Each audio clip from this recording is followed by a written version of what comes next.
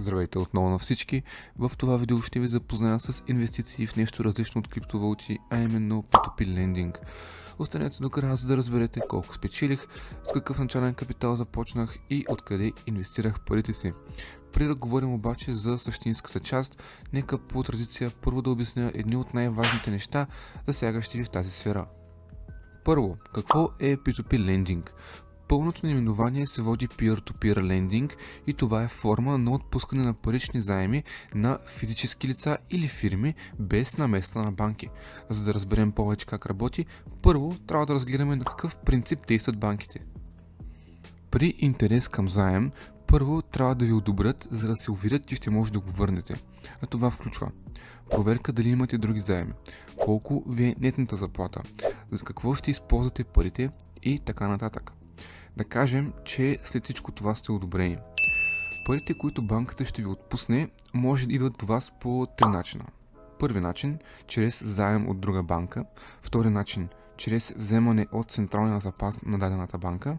Или чрез инвеститори, като и в трите варианта, банката ще ви вземе лихва при връщане на заема.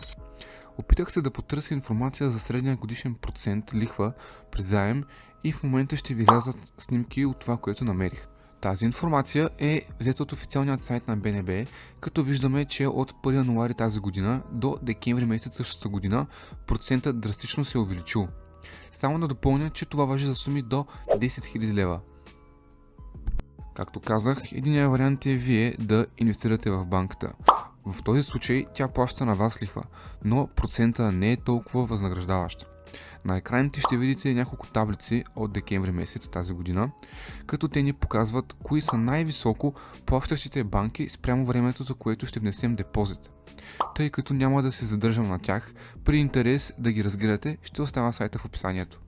Как работи P2P лендинга? Това е компания с лиценз за отпускане на парични заеми, която събира аудитория, като едната част от тази аудитория търси заеми, а другата ги отпуска. Хората, които отпускат заеми, получават процент лихва като възнаграждение, което е значително по-голямо от това на банката. Нещо друго, което също е хубаво да се спомене, е, че и изискванията за отпускане на заеми са доста по-малко, заради което и хората с по-нисък кредитен рейтинг са по-често тези, които ползват заеми от този вид платформи.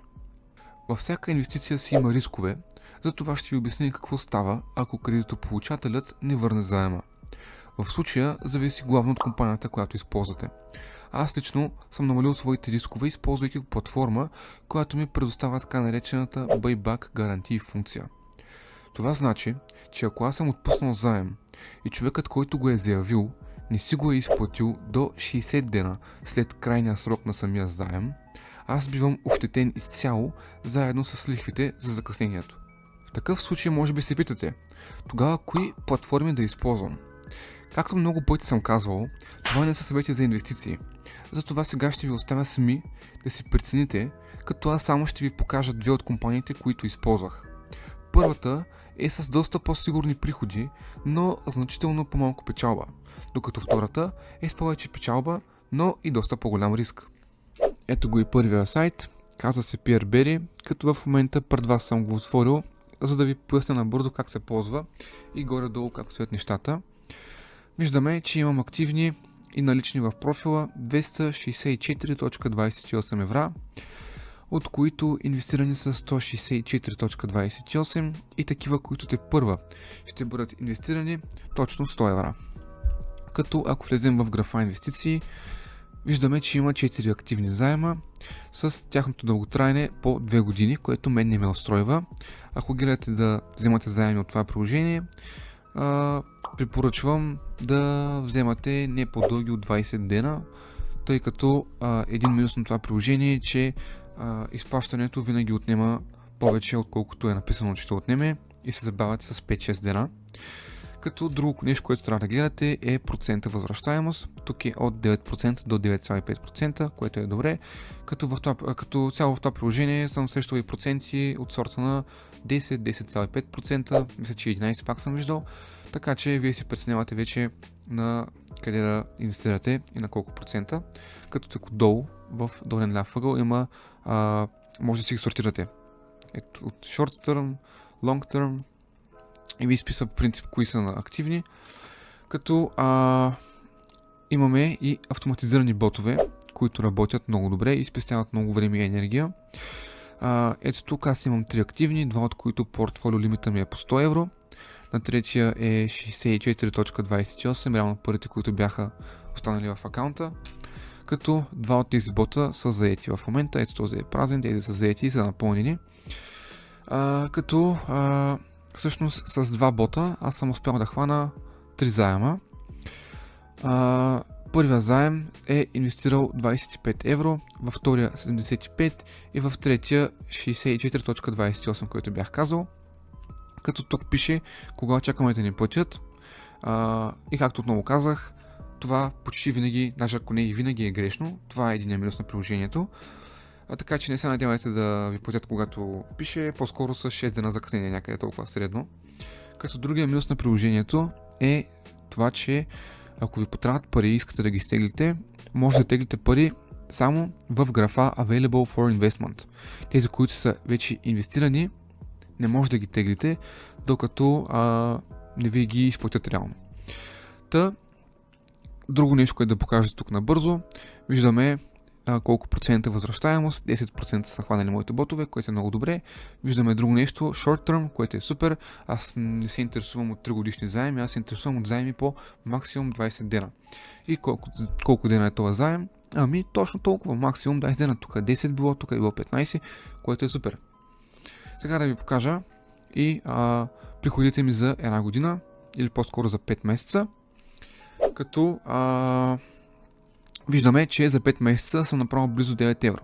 И тук само да вмъкна, че аз това приложение не го ползвам постоянно, даже много рядко съм го използвал, защото реално аз го ползвам само когато ми трябва да покрия някакви такси. Аз повечето пари са ми инвестирани в криптовалути и акции и ако някъде имам такси, реално си ги припокривам от тук. Като сега ще сметнем с вас колко пари реално ще направим за година, ако наистина си инвестираме във всеки свободен заем, който може да хванем с тия ботове. Аз съм хванал 9 евра за 5 месеца, т.е. 10 месеца 18 евра, т.е. 12 месеца около 21 евра, т.е. 42-43 лева средно, без много да се мъча, т.е. за година 43 лева. Ако се помъчим малко повече и реално просто си влизаме приложението от време на време, да гледаме дали има свободни заеми, дали ботовете не са се прецакали.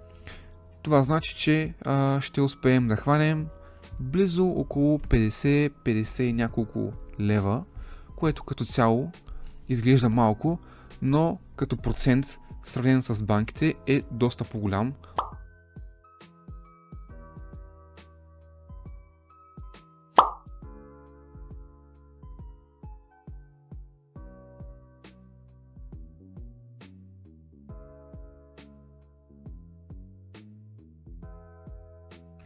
Втората платформа се казва QuantLoop. За жалост, тук нямам възможност да ви предоставя видеоматериал от сайта, затова ще използвам екранни снимки. Тази платформа допринесе по-голяма печалба отколкото в PeerBerry, но пък сметка на това има и повече неща, които трябва да споменем. Първо, липсва информация спрямо това къде влагаме парите си. В PeerBerry ще видим, че имаме достъп до данни като години, пол, местоположение или предишни взети заеми на кредитополучателя, докато в тази платформа това го няма. Друго нещо е, че поради незнайни причини QuantLoop легално, чрез доста заобикаляне, работи без Lending License, за който говорих по-рано. Трета несигурна страна е това, че QuantLoop е до някъде обвързан с друга платформа, наречена BondKick, която ако се поровим в интернет ще разберем, че не е изцяло чисто минало.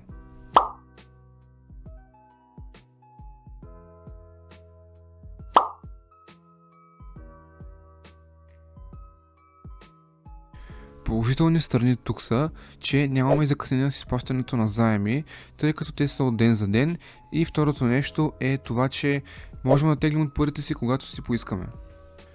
Като за последно дойде време да поговорим за това какви приходи изкарах от тази платформа. Средната сума, която съм държал в акаунта, както виждаме, е около 1500 лева.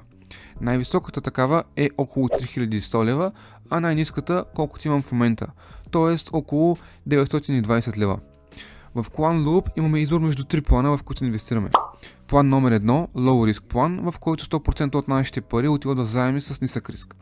План номер 2, който се води Low плюс Medium Risk, в който се дели 50 на 50. Тоест 50% от парите ни отиват в заеми с среден риск и 50% в заеми с нисък риск. И план номер 3, който се води Low плюс Medium плюс High, в който 33% отиват в заеми с нисък риск, 33% отиват в заеми с среден риск и 33% в заеми с висок риск. Все пак, ако нито един от тези три варианта не ви устройва, имате възможността да си ги настроите и по ваша преценка. Примерно в Low плюс Medium Risk плана, вместо 50 на 50, може да си ги направите 38% в нисък риск и 62% в Medium риск. Това важи за третия план.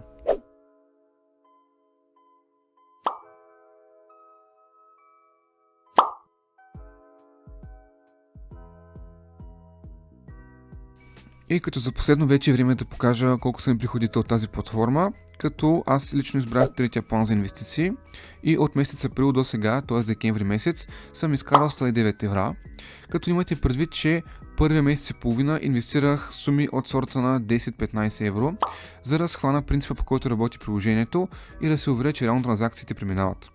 Като цяло, това е за този път. Ако имате въпрос, пишете ги в коментарите и благодаря за отделеното време.